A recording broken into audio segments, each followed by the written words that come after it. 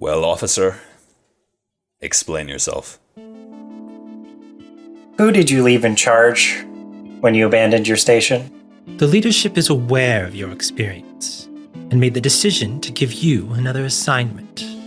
Do you think that you would do a better job in any of our seats? What kind of consequence then do you think is reasonable given what you've done?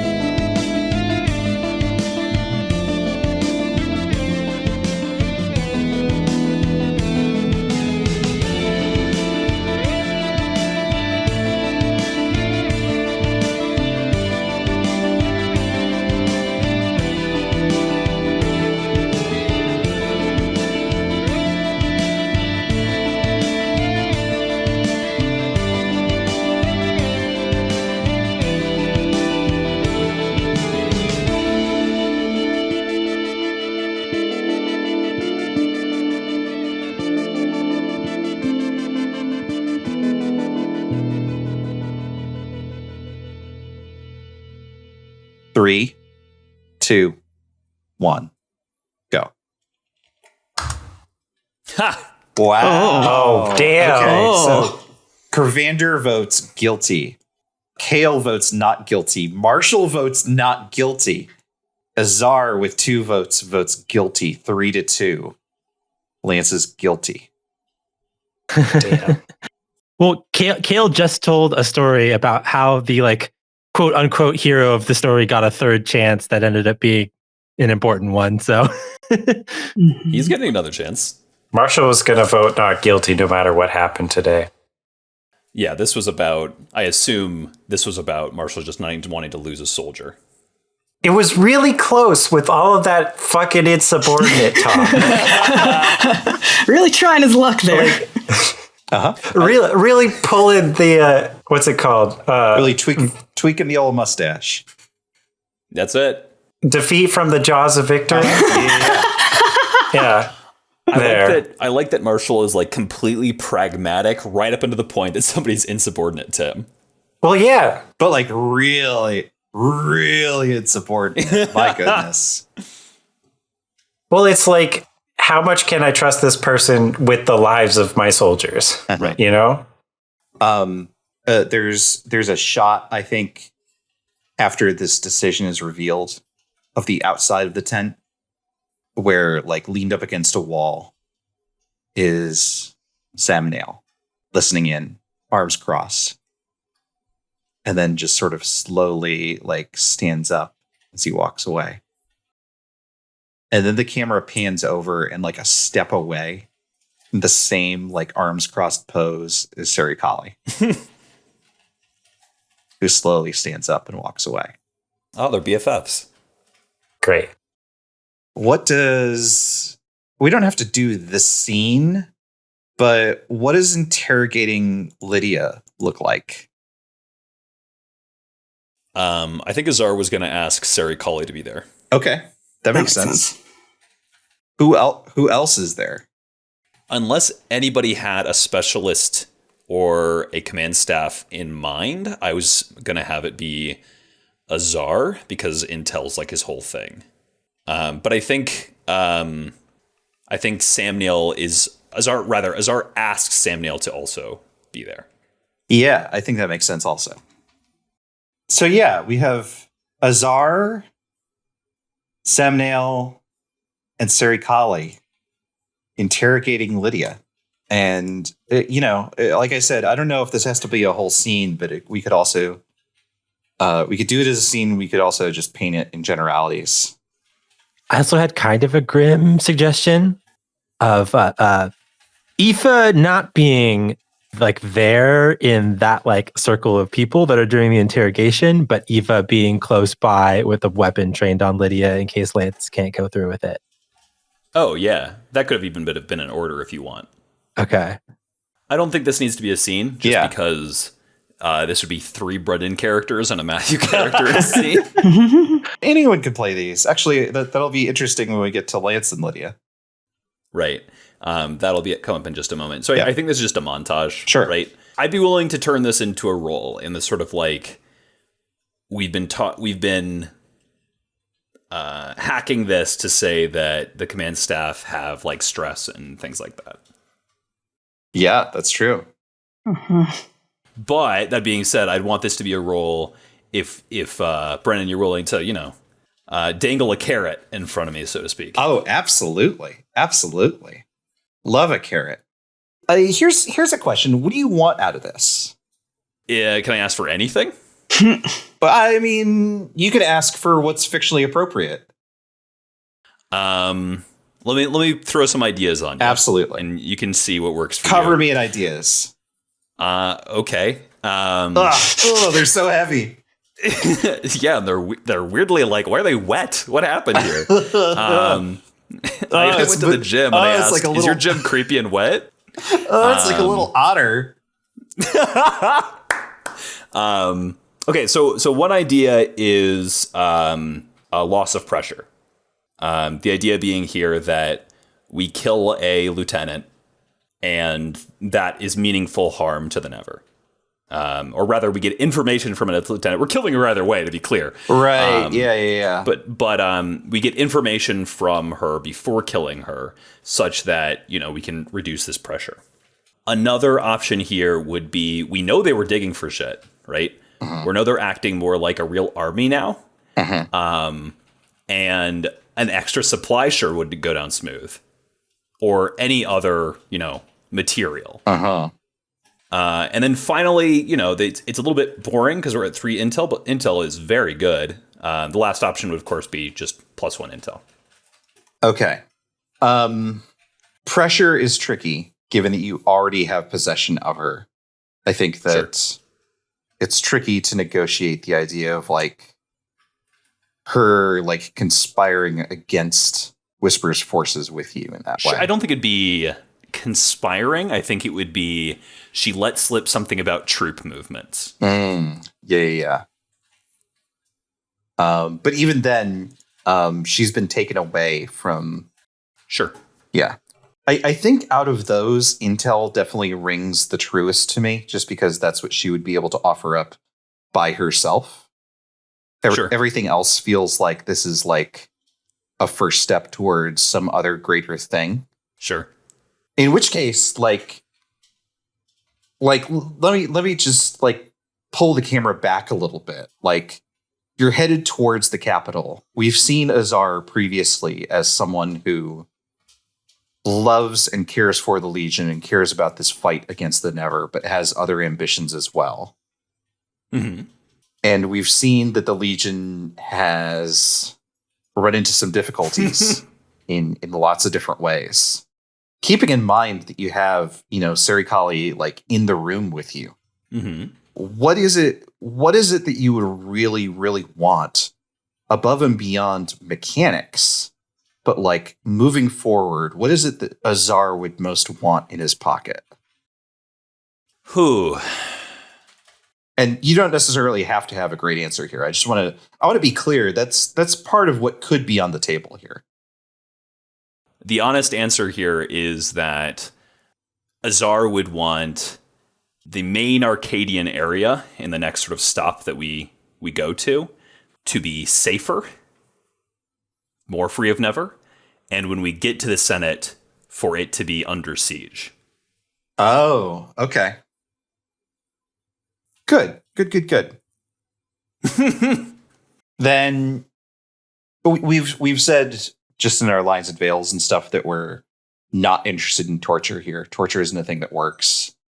It's not, this is a grim story, but it is a story within the bounds of what we're interested in putting on screen. That's not what's going to happen here. But I think what it is that happens in this scene is that Lydia does not give you anything. I think that given the reputation that she has from the reports that you have received, I think it's fair to say you expect a degree of like banter or playful resistance in a way. And there's not even that. It is complete shutdown. There's a degree to which you wonder if Whisper has like spirited her personality away and put it in some other body. Does that indicate that this role is just undoable? I will not prompt you for the role because what I want here, what I think happens here is, because I just want to put this on the table as co-authors to sort of let you in on what's going on here.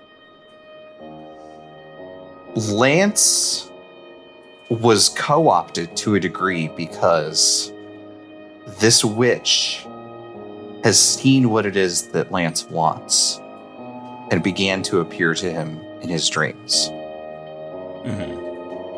And I don't think that Lydia is going to talk to you right now about what it is that you want, Azar, but will appear to you in your dreams.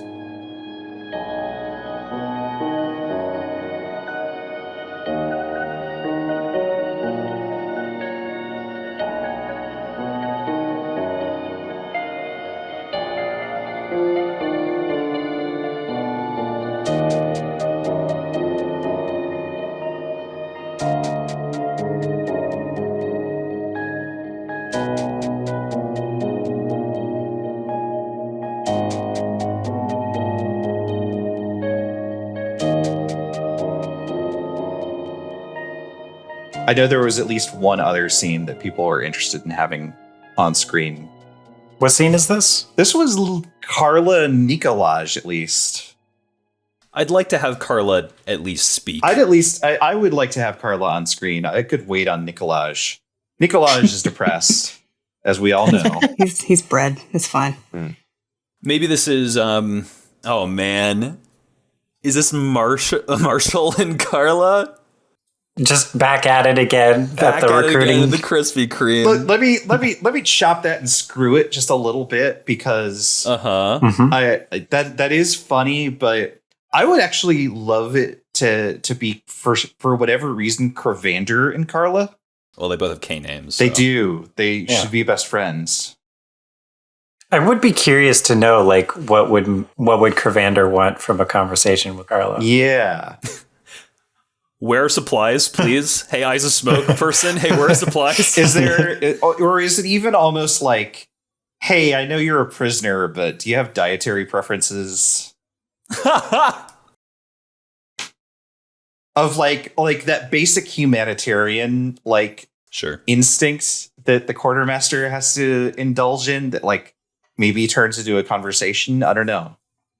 I mean, in that case, it could be lorekeeper and quartermaster, like as the mental and physical well-being checkers. Sure, it could be. It could be.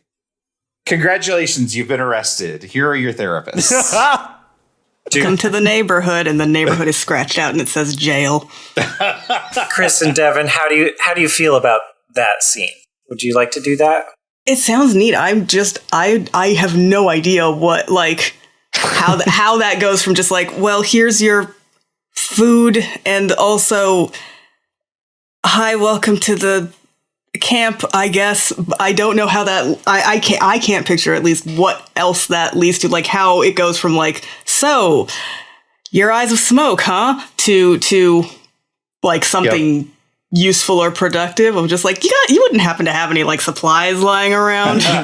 Because like we have an Eyes of Smoke guy. Why wouldn't we just ask him when he's, talking We've again? got one of those. Cutting to Nikolaj looking depressed. I think we established that it's common knowledge that the Eyes of Smoke people each like memorize different part of the future prophecies. Right. Okay. Yeah. So I think that could be an angle in. That's true. That's true. Could it? I will say that more than multiple command staff being there feels like an interrogation, whereas I was kind of thinking that it could be a little bit more intimate than that. That's not to say there couldn't be more than two people there. I would just... Could Suleiman be there? Why? Well, they won't let him. They won't let him talk to Lydia, so he's got to talk to somebody who's been surrounded by Never. I mean, yeah, he probably went to the like tent where Lydia was being held, and he's like, "Oh, I've been working on this salt. Maybe if I scatter it around, she won't be able to escape. Maybe peek in there and just like trying to be a part of it."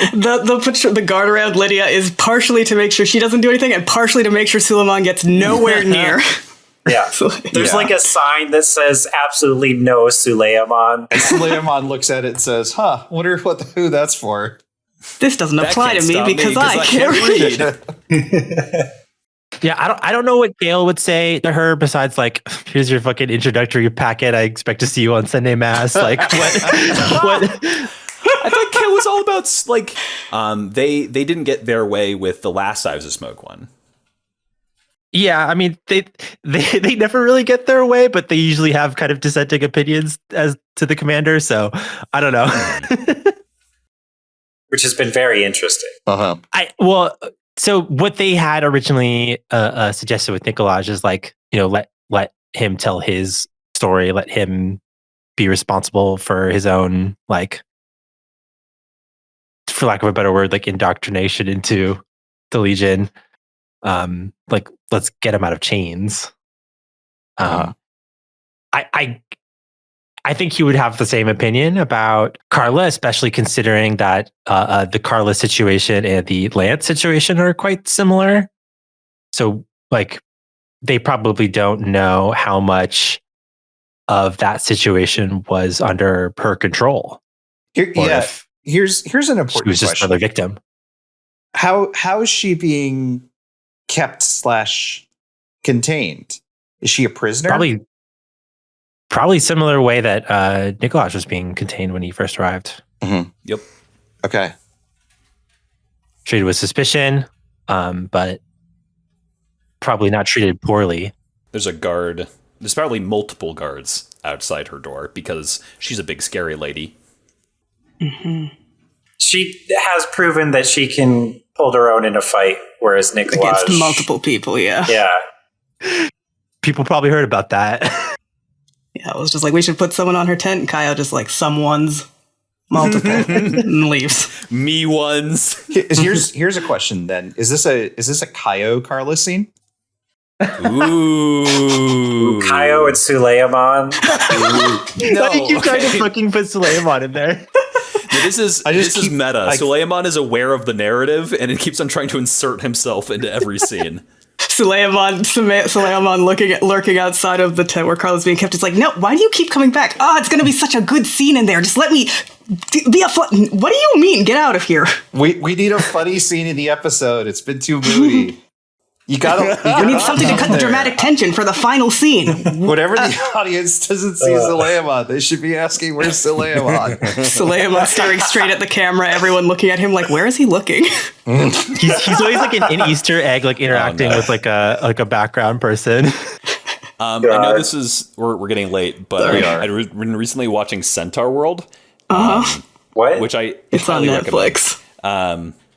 But there's a bit in there where a character reveals that he has a magic power to freeze everyone around him while he like reveals secret gossip to the camera. But everyone is aware that they've been frozen and it's just an incredible burning pain every time he does it.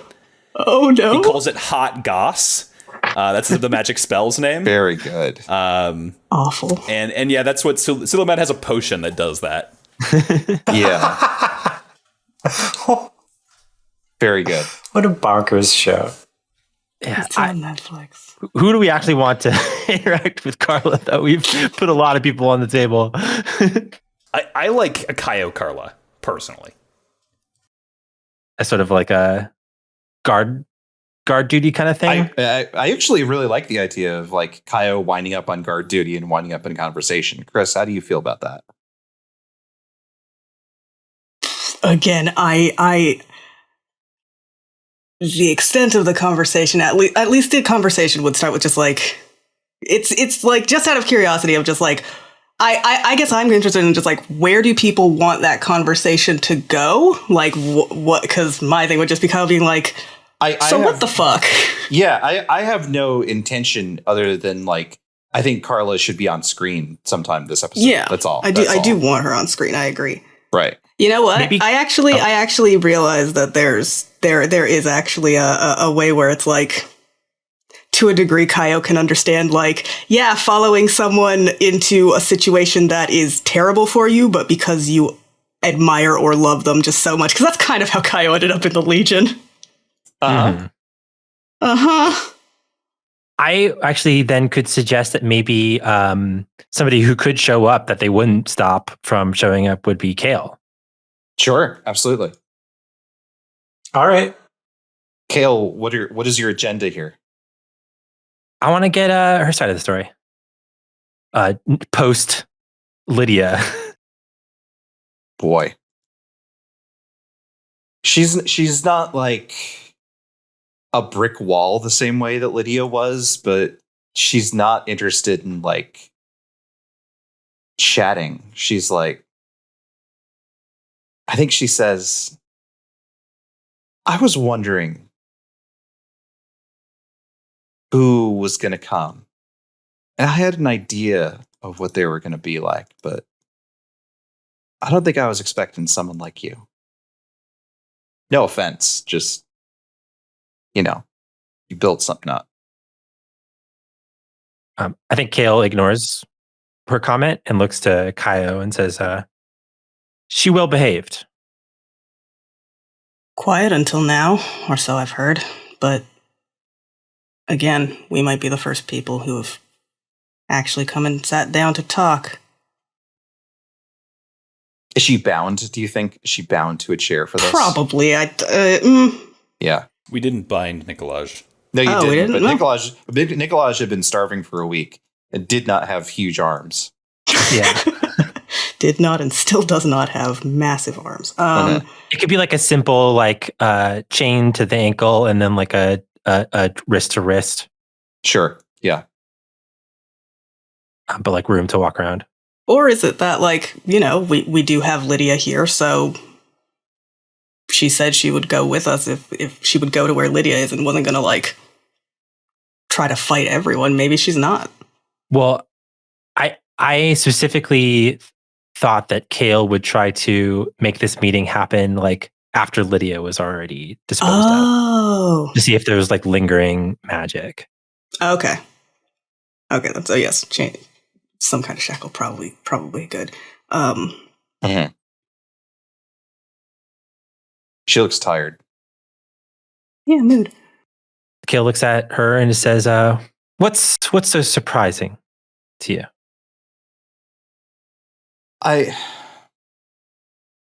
You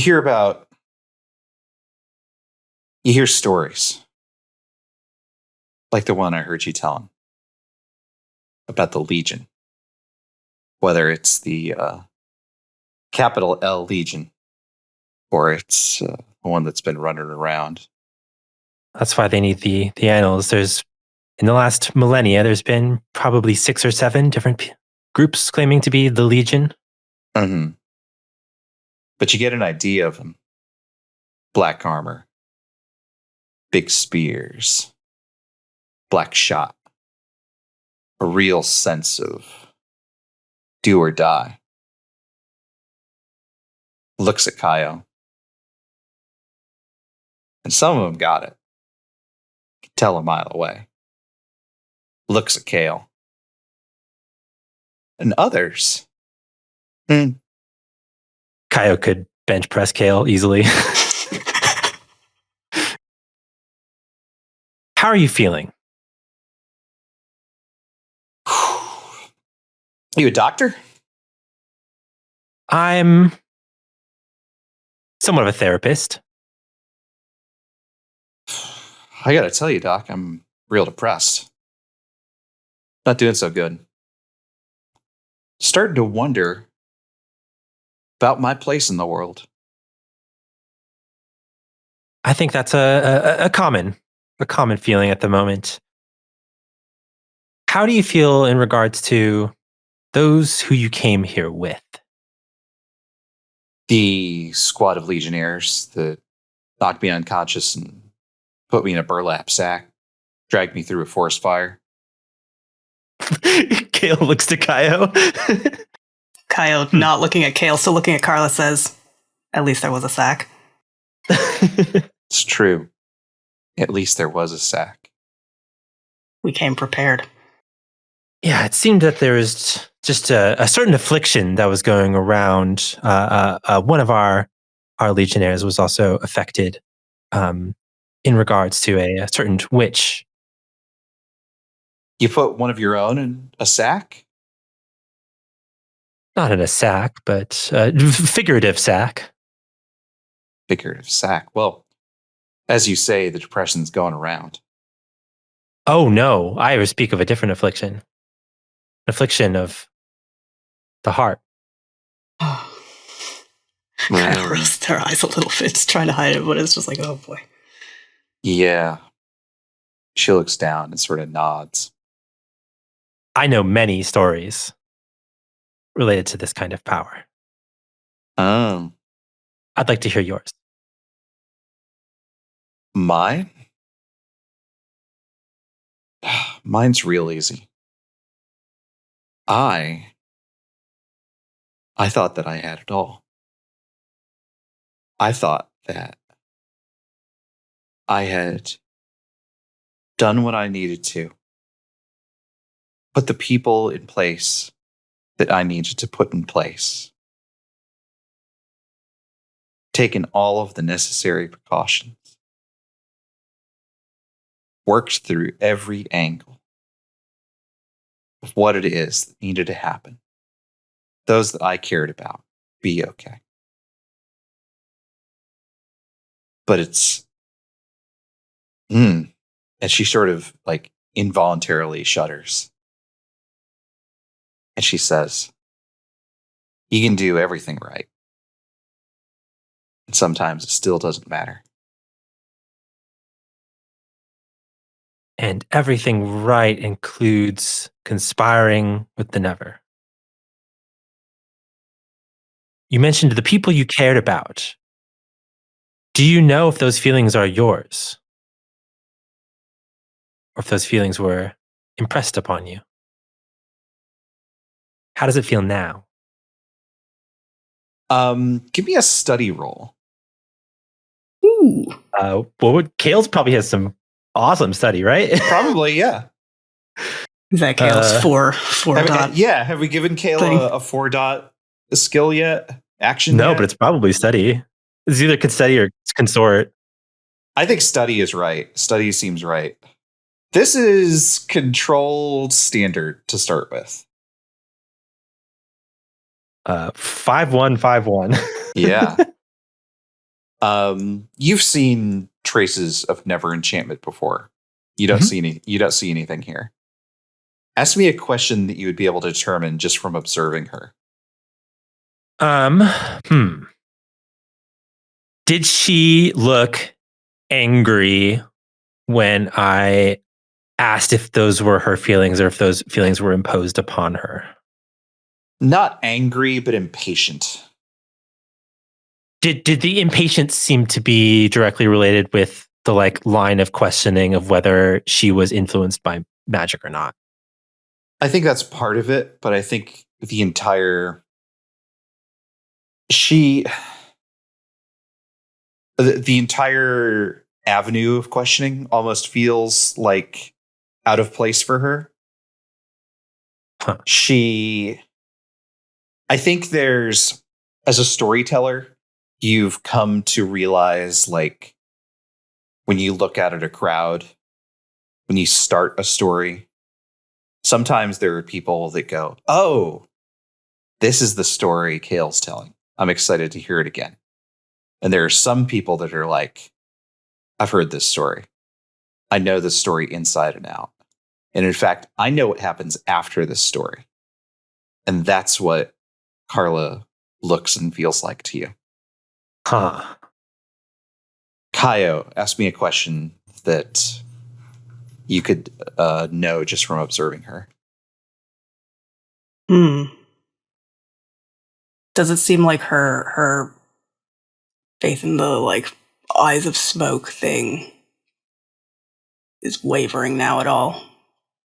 Like when she mentioned, thinking she had everything set up and then everything that happened. No, it burned down a long time ago. Great. I think Kayo might, in question, just go like, so you didn't read the parts of your prophecy that said where this happened? Do you know who did? Maybe we can find them and talk to them. Just sort of trying to gauge, like, what did you read? What do you know? What were you expecting? She looks up at you with eyes that are so, so tired. And she says, I think we all know what happens next. Been wrong before? Well, that makes two of us. Well, when you're ready to talk with more specifics, I'd like to know your tale. Not for judgment, not as an interrogation, but for the annals. Right. For the annals. When it comes to you finding your place in the world, I could be your friend. So, don't antagonize me. A cool thing to say when you're trying to make friends.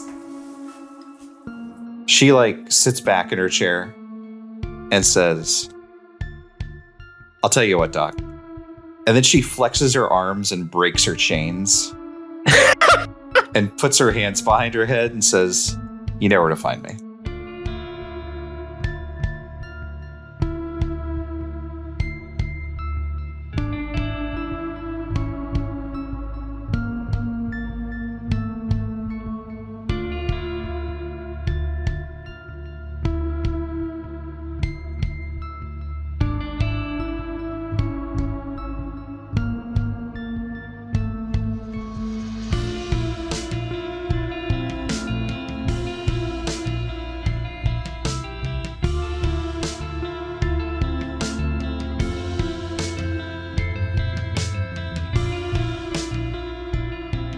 How do we want to handle Lance in this situation? This could be a scene. This could be a role. I'm open to thoughts on this. I was thinking that if it was a scene, then I would continue to play Lance just for continuity's sake. I'm happy to hand that off if someone really wants to pick it up. But then someone else could play Lydia. I don't know. Or we could just say that it happens. It could just be a thing that happens. Did we want to were the two of them allowed to talk at all before? Just no, she dies now? No. Yep, okay. Not alone. Yeah. I think she's gagged. No. Whenever, Azar isn't interrogating her, she's gagged. That's probably true. I do think there has to be, maybe it's a telepathic thing, right? But when Lance is standing in front of her, the pistol to her head or whatever. Are the other three still in the room? Is it just Azar waves Lance in? I think Azar leaves, but I think, and I don't think this is a room. I think they're out in the open. This is definitely in front of everybody. This is very public. Yeah. Yeah, out in a field. Mm-hmm. Aoife, up in a tree. Uh-huh. Their favorite spot to be. And I think that at least there has to be a moment, right, where in his head, Lance hears, turn the gun around. Shoot the commander. I'll get us out of this. You and me, Lance. Right? Yeah, I think so. I think the interesting thing is, does Lance pull the trigger? And I'm interested in either one of those. But Devin and Gavin, you both have been the two that actually have played Lance. So do you have particular thoughts? I have an idea, but if you've got one, Devin, I'd like to hear it first. No. Go ahead. Okay. I think Lance hesitates for a beat, has the gun pointed to her throat, her head, whatever. Maybe there's a beat. Lance turns around. There's that moment of, maybe I could shoot the commander and get out of this. Maybe I could. I should just let go of this gun. Here, Commander, please take this gun from me. Hands the gun to Azar. Ooh. I should have removed him from the scene. Azar shouldn't be here anymore. Could always trauma out. Yeah, we could hand it to somebody else. No, I like it. I like it as Azar. So here's the thing. I don't think Azar would take the gun. Not because he wouldn't do it. He'd pull this trigger in a heartbeat. He doesn't care about Lydia. Hey, can I tell you? You hear a voice in your head that says, "Take the gun." Okay, then he definitely doesn't. He had a chosen eye for a bit. This is fine. This is normal. I say let's roll it. Let's have Lance roll his terrible shoot. Gavin, if you think the answer is like there's no world where Lance, even pushed, would pull the trigger, then that's fine. You know, we can have Aoife in the tree pull the trigger, right? Mm-hmm. This could be a scene. Sorry, go ahead. Yeah, I think that's just an interesting scene in that way. Sure. I think there's I think that there's let me take a quick step back. So with Lance, we've been like dealing with like manipulation, mind control, things like that. Mm-hmm. And those are heavy topics, right? And I'm interested in the story of Lance when confronted by someone manipulating him is not able to cut off that relationship. I think that's an interesting one for who the character is, but I also think it's a fundamentally a pessimistic one. And this is grimdark, right? But that doesn't mean that we have to be pessimistic about who these characters are and what they're capable of. Mm-hmm. And so that's what I mean by I'm interested in there being the possibility that Lance is able to find this moment of moving past this. If Lance turns and says like, no, I can't, you take this gun away from me. I can't bear this burden. I think that Azar would shake his head, right? And if Lance still refuses to take the shot or looks like he's wavering and might shoot somebody else, then Azar gives the signal and Aoife shoots Lydia dead. See, I was seeing it as, well, if Lydia is trying to command him to shoot the commander, mm-hmm. There's that moment of weakness, and then he realizes that he won't shoot the commander, mm-hmm. and that him holding this gun is dangerous. Like, sure. For me, that is a moment of triumph. That's fair. Mm-hmm. I see.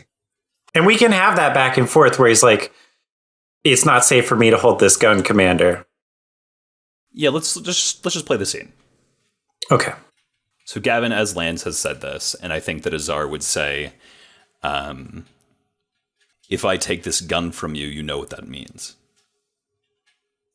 Holding the gun by the barrel, glances back at Lydia, puts the gun properly in his hand again, points it at Lydia.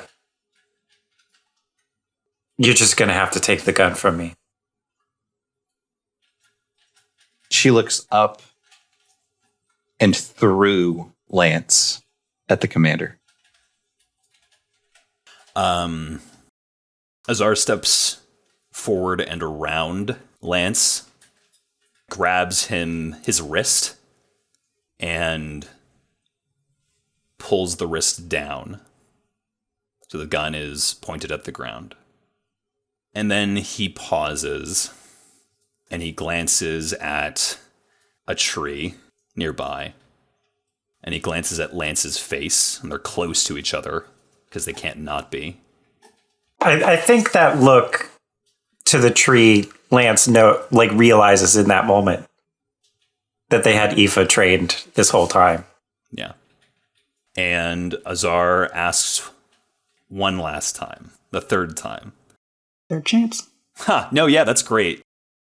Hey, Devin, can you remind me of the name of the lorekeeper from your story? Luketh. Luketh. Azar says, Luketh had 3 chances. I ask you once more, Lance. will you shoot her? The director in me wants to cut to black with a gunshot. Yeah, same. The practical effects person, though, is like, hey, but like the sniper rifle gunshot and a pistol gunshot are going to sound different. Or it's like muted, like the scene goes like quiet to the point where you wouldn't be able to tell the difference. Mm-hmm. I think while all of this is happening, we see members of the Legion. Rookies, specialists, a couple of refugees here to trade for supplies. People off duty, people in the middle of a task. Just stopped and standing there, quietly watching, waiting to see what happens. I think we see Lance looking at the gun in Azar's hands. I think we see Aoife in the tree looking through her scope, looking at Lydia, and then at Lance. And everyone just holds their breath.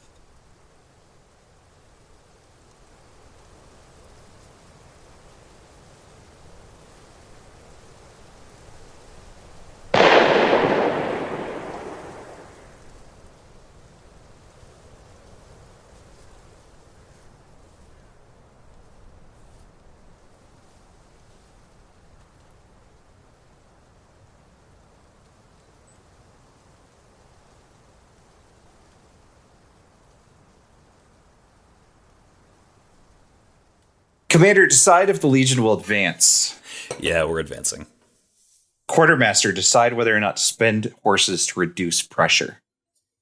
How are you feeling about that one pressure die there? Oh, this is fine. Okay, I'm gonna We hang got a on. 50-50 chance. Holding my horses. Horses held. Commander, roll pressure and use the result to increase time. Now, see, in this case, Uh-huh. it's good to roll on Avray because Avray is low. Avery does hate us though, so you know what? I'm just gonna base it Yeah, on. we cannot have this conversation. We cannot speak these words into the universe. Sometimes Avray rolls a crit. I am prepared. putting this energy into the universe. I'm Stop just manifesting, prepared. Matthew. I am manifesting. Watch out, I'm manifesting Throw the here. salt over your shoulder, turn around 3 times, I'm prepared to be devastated. go swear on the mountain. I mean, winter just starts, right? That's fine. Winter could start. And they get Shh, no, it's fine. It's fine. Classic Game of Thrones catchphrase, winter is starting. Winter is It'll just be winter. starting. No big. Classic Game of Okay, Thrones and- reference. I'm excited about winter. And roll. That's a 4. okay. I don't remember what 4 means. I think 4 means winter starts. Advance. Roll dice equal to pressure and add a number of ticks to the time roll. 4 is 2 ticks. There we go. Winter started. Yep. The only way to not be in winter yet was to get a 1 to 3, Uh-huh. and of course we don't. Thanks, Avery. Is this to say that we're only about halfway across the map and we're 2/3 through our time? Yep. Yep. Wow. What's the area like geographically? It was once incredibly dense forest, but it is no longer the deep jungles that you were in. Now it is forested, but it is settled. It is a dense web of manors and settled places and wild landscapes. It is a place where miracles could happen if you still believed in them. The forest heart is dark and thick. The only real places to camp are holy sites, clearings carved away, ringed with stones. For no visible reason, the forest doesn't encroach. The site itself is inlaid with holy patterns. Small alcoves carved into trees, ornate pathways that lead from clearings into the wild. The forest beasts resent the Never's presence, but also yours. There are shadows here, not to get lost in, but that glare back at you, fierce and unyielding. The Arcadian heartland is one of the most pristine places left in Zel Sha'el, but that does not make it safe. Aoife, have you ever been here before? I don't think so, no. What does it feel like to move into a place like this that is so wild, but so resistant to your presence? What exactly do you mean by resistant? When you walk into the forest, just a forest, just like there is a natural association, I think, particularly here, where the sky is so associated with unease. Mm-hmm. That simply being outside, that being in natural splendor is itself relaxing, good for the nerves, good for the self in a way. This place, the Heartland, you've been in battlefields before that feel less like there are eyes upon you. This feels like a place where there is nowhere to hide. Yeah, I was trying to think about like what weird stuff she might see. Uh-huh.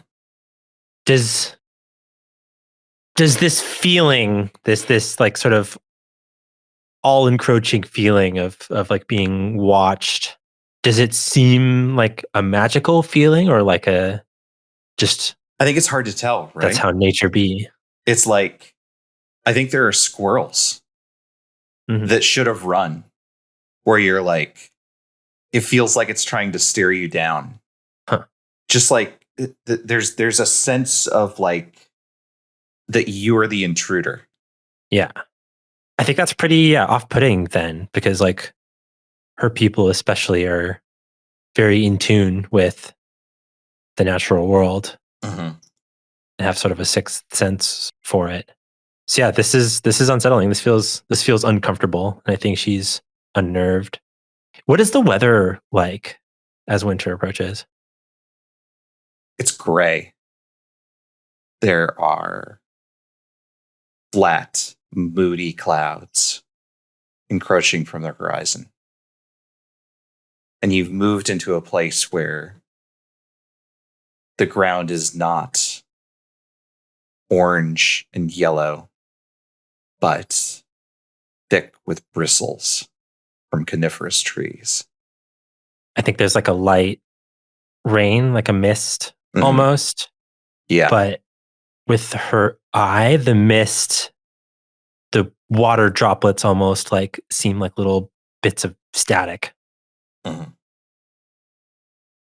I think Marshall is with Kravannder, sorting winter coats. Azar, what's it like to be back home?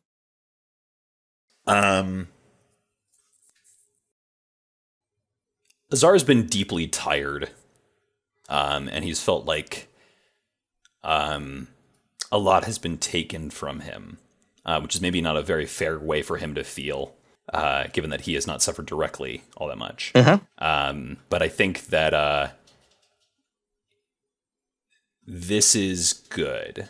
He always stands straight and tall when the rookies can see him, but he's not having to force it so much. I think there is a weird certainty as you look out towards the forest, towards the heartland. There is a voice in your dreams that whispers that all of this can be yours. A new voice, then. Yeah. Because he's been hearing that one his whole life. No, yeah, this is new. A beautiful woman with living dark hair.